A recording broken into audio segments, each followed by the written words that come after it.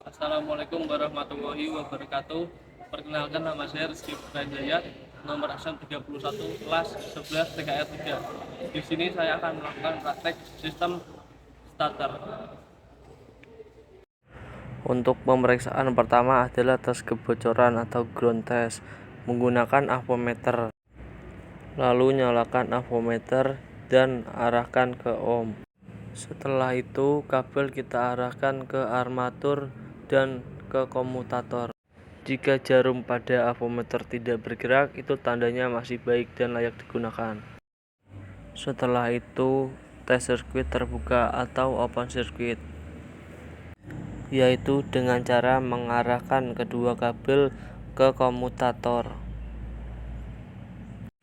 dan avo masih arah ke ohm. Jika jarum pada avo bergerak, itu tandanya masih ada hubungan. Kesimpulannya masih baik dan bisa digunakan. Selanjutnya adalah pengukuran keolengan armatur dengan maksimal 0,4 mm. Lalu kalibrasi dial indikator sampai jarum ke angka 0. Setelah itu putarkan armatur sampai 360 derajat. Setelah diputar 360 derajat, lalu hasilnya bisa dibaca. Nah, di sini saya mendapatkan hasil 0,04 mm. Yang kedua adalah pemeriksaan komutator, dibagi menjadi 3. Yang pertama, kondisi komutator. Kondisi komutator ini sudah tidak baik, berkarat dan kotor. Lalu yang kedua adalah pengukuran diameter komutator dengan minimal 31 mm. Bisa kita lihat hasil pengukurannya adalah 28, yang berarti sudah tidak baik. Yang selanjutnya adalah kedalaman alur komutator dengan minimal 0,2 mm. Di sini saya mendapatkan kedalaman 0,5 mm, yang berarti itu masih baik. Pemeriksaan ketiga adalah pemeriksaan kopling starter dan roda gigi pinion atau pinion gear. Pemeriksaan ini hanya ada satu, yaitu kondisi visual. Kondisinya masih baik atau tidak ada cacat pada pinion gear. Selanjutnya adalah pemeriksaan kumparan medan atau field coil. Yang pertama, tes hubung terbuka atau open circuit.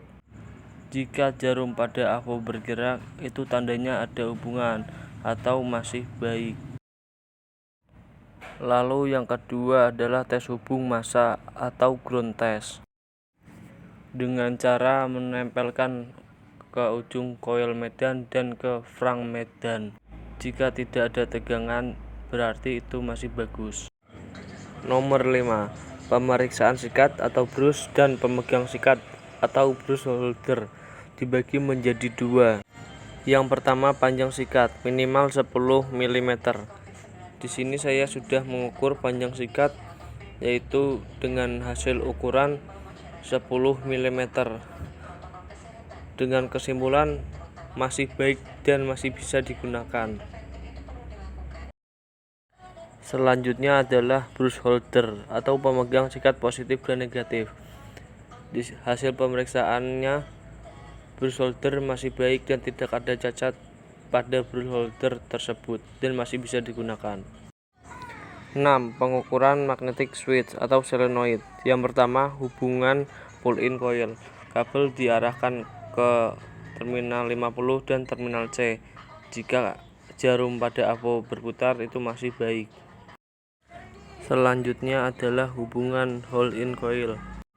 Hampir sama dengan yang tadi, bedanya kabelnya yang satu di terminal 50 dan yang satu di body switch. Jika jarum pada avo tersebut bergerak, itu tandanya masih ada hubungan dan masih baik. Selanjutnya adalah nomor 7, pengujian motor starter, dibagi menjadi 2. Yang pertama, pengujian pull-in coil. Untuk pull-in coil, hubungkan negatif baterai dengan massa dan juga terminal C. Lalu hubungkan positif baterai dengan terminal 50. Jika gigi pinion menonjol, itu artinya pull-in coil masih bagus. Sedangkan untuk hold-in coil, cukup melepaskan terminal C lalu gigi pinion harus tertahan. Jika masih tertahan, itu artinya hold-in coil masih dalam kondisi bagus. Dari pengujian yang saya lakukan, pull-in coil dan hold-in coil masih dalam kondisi bagus. Selanjutnya adalah nomor 8, pemeriksaan gigi pinion. Caranya hampir sama dengan yang tadi, yang membedakan adalah mencabut atau melepaskan kabel dari negatif baterai yang tersambung dengan bodi starter dan juga terminal C. Jika itu saat dilepaskannya dari bodi starter itu dapat kembali gigi pinionnya, itu artinya masih dalam kondisi bagus. Kesimpulannya, gerakan kembalinya gigi pinion itu masih bagus dan masih bisa digunakan. Lalu selanjutnya, pengukuran celah gigi pinion. Standarnya 0,1 sampai 0,4 mm. Dengan cara sambungkan positif baterai dengan terminal 50 dan sambungkan negatif baterai terhadap massa. Lalu gigi pinionnya akan maju dan bisa diukur menggunakan mistar. Di sini saya mendapatkan hasil sekitar 2 mm yang berarti masih dalam kondisi baik. Untuk yang terakhir adalah nomor 9, pengujian tanpa beban. Pengujian tanpa beban ini dapat dilakukan dengan cara menyambungkan positif baterai terhadap terminal 30 dan juga terminal 50, lalu menyambungkan negatif baterai terhadap bodi starter atau bodi switch. Jika gigi pinion dapat berputar, itu artinya masih dalam kondisi bagus untuk pengujian tanpa beban. Sekian dari saya, terima kasih. Wassalamualaikum warahmatullahi wabarakatuh.